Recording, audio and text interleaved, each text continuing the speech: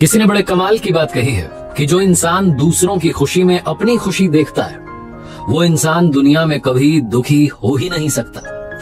नमस्ते दोस्तों, मैं हूं आरजे कार्तिक। एक कमाल की छोटी सी कहानी सुनाता हूं एक राजा की, जिसने अपने राज्य में घोषणा करवाई कि मुझे इस दुनिया की सबसे शांत तस्वीर चाहिए। जो भी चित्रकार, जो भी आर्टिस्ट, पेंटर वो तस्वीर बना देगा, उसको मुंह मांगा इनाम दूंगा। जो चाहिए, हीरे जवाहरात, सोना चांदी सब मिलेगा, लेकिन तस्वीर जो है वो दुनिया की सबसे शांत तस्वीर होनी चाहिए। पीस का सिंबल जो है वो होनी चाहिए।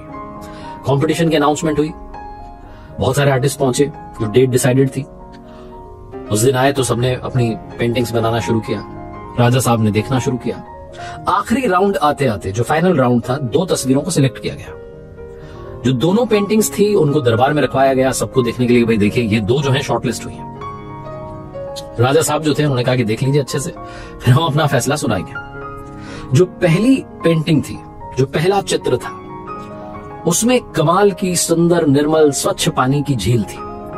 झील का पानी इतना साफ था कि नीचे जो छोटे छोटे पत्थर थे वो भी दिख रहे थे, और उसमें परछाई थी। उसके चारों तरफ सफेद बर्फ के पहाड़, आसमान में रुई के गोले जैसे बादल, एकदम सुंदर चित्र। पक्षी जो है उड़ रहे हैं, माहौल।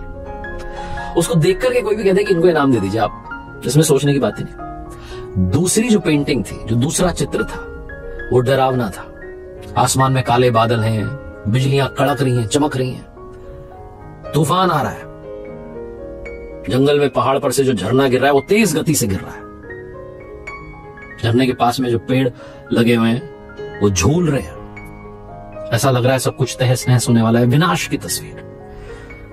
लोगों को ये समझ में नहीं आता कि दूसरी वाली शॉर्टलिस्ट क्यों की, और लोगों को लग गया था कि पहली वाली जो चित्र, जो पहला जो चित्र, जो पहली पेंटिंग, वो जीत जाएगी, चित्रकार को इनाम मिलेगा।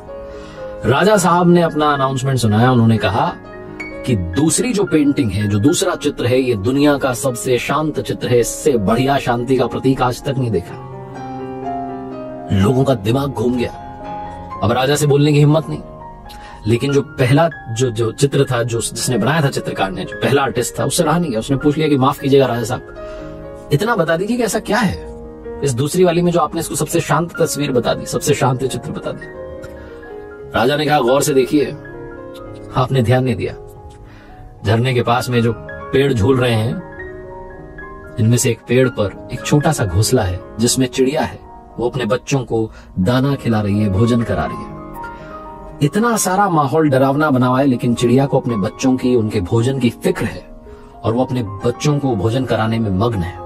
इसीलिए ये तस्वीर इस दुनिया की सबसे शांत तस्वीर है। राजा साहब ने बताना शुरू किया कि आपको लगता है कि शांति जगह में है, जो जगह है उसमें शांति है। जो सुंदर तस्वीर है वो शांत तस्वीर ऐसा नहीं है। शांति आपके मन में है। छोटी सी कहानी, लेकिन बताती ये है कि हम में से बहुत सारे लोग किसी डेस्टिनेशन पर जाना चाहते हैं, घूमने जाना चाहते हैं।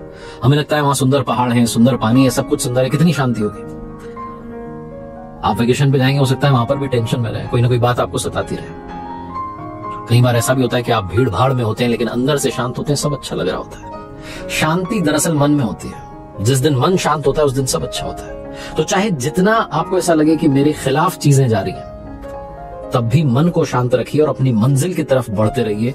यही इस कहानी का मकसद और मतलब है। एक बार फिर से वही बात जो अक्सर आपसे कहता हूं, ऊपर वाले के आशीर्वाद के साथ, अपनी सच्ची मेहनत के साथ और अपनों के प्यार के साथ कर दिखाओ कुछ ऐसा कि दुनिया करना चाहे आपके जैसा।